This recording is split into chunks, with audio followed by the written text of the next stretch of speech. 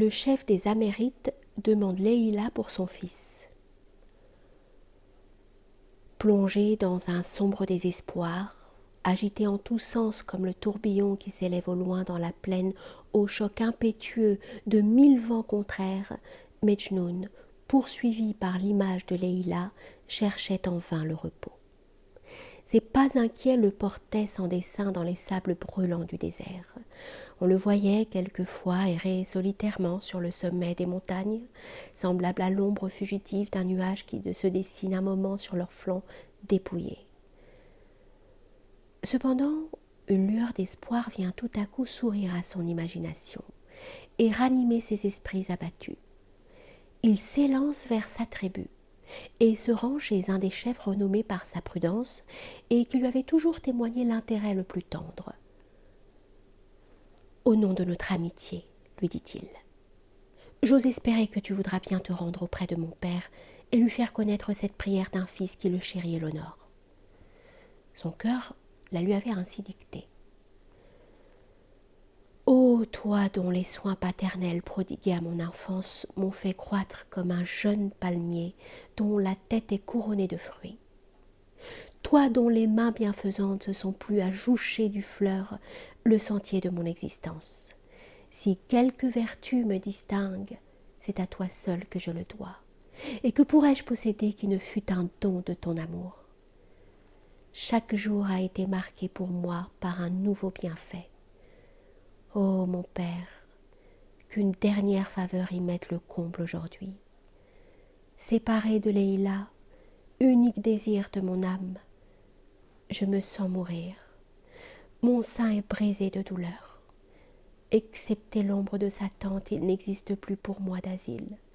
Si elle m'est plus longtemps interdite, malheur à moi, 1000 fois malheur. Tu vois l'étendue de mes peines, que ta bonté inépuisable y apporte un remède, qu'elle cherche à me rendre le maître de mes vœux. Va, dit à son père inhumain d'oublier une haine trop injuste. Hélas, je ne demande pas que des liens trop fortunés me placent au rang de ses enfants, qu'il me reçoive seulement près de lui comme le dernier de ses esclaves, que mes regards furtifs puissent quelquefois errer de loin sur Leïla, et je bénirai mon sort. Cet ami véritable et sincère s'éloigna de Caïs vivement ému. Il fit part aux autres chefs de la tribu du message dont il était chargé, et tous, d'un commun accord, se réunissant à lui, s'avancèrent vers le père de Caïs. Ils le conjurèrent avec instance de céder aux vœux de son fils, qui étaient également les leurs, et ce vieillard respectable, dérobant sous ses mains les larmes qui inondaient son visage, résolut de tout faire pour rendre le bonheur à son malheureux enfant. On prépara donc tout pour le voyage, et accompagné d'une patrie de sa famille, ils se rendirent tristement à la riche vallée où étaient dressées les tentes de la tribu de Leïla. À leur arrivée, son père leur fit une réception gracieuse. Il fit étendre devant eux le tapis de l'hospitalité, et des esclaves, accourant de tous côtés, déroulèrent des nattes qui furent à l'instant couvertes de mets exquis.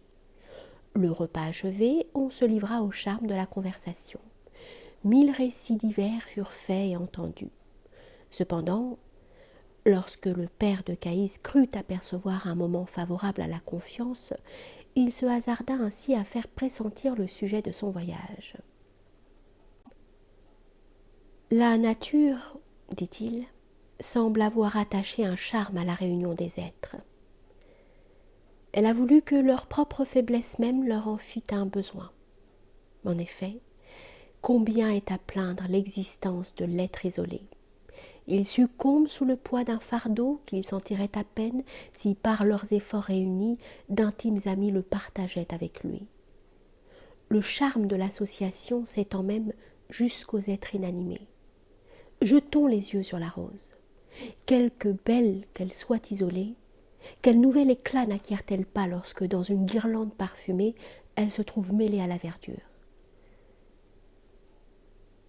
Ses amis, qui devinèrent son dessein, élevèrent alors unanimement leur voix suppliante, et se tournant vers leur hôte, « Chef puissant et illustre, lui dirent-ils, Toi dont la main équitable a arraché du milieu de ton peuple la racine de l'oppression et de l'injustice, dont la générosité inépuisable a semé la vie parmi les tribus arabes, père trop fortuné à qui la nature a accordé une fille d'une beauté parfaite, pure comme la perle encore intacte, vierge comme la fleur qui n'est pas encore épanouie, une lune plus éclatante que la céleste courrière de la nuit. Prends pitié d'un malheureux voyageur, errant sans espoir dans les ténèbres de la mélancolie, et dissipant le nuage qui lui intercepte les rayons de cet astre favorable. Laisse-le jouir de sa douce lumière. Unis cette beauté incomparable à un être que les vertus les plus rares rendent digne d'une aussi belle alliance, à l'infortuné Caïs, brûlant comme la fortune soumise d'être compté au nombre de tes esclaves. Révoque, nous t'en conjurons, l'arrêt trop cruel de son exil. En voyant Leïla environnée de ses charmes, comme une hourie immortelle et Medjnoun brillant de grâce comme une intelligence céleste, on croirait que la nature a pris plaisir à former ces deux tendres enfants de ses éléments les plus purs.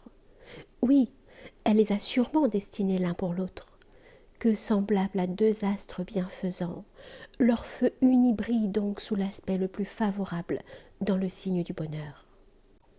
Tel est le vœu que l'intérêt le plus sincère, que le désir de cimenter la paix entre nos deux tribus nous sollicite à former.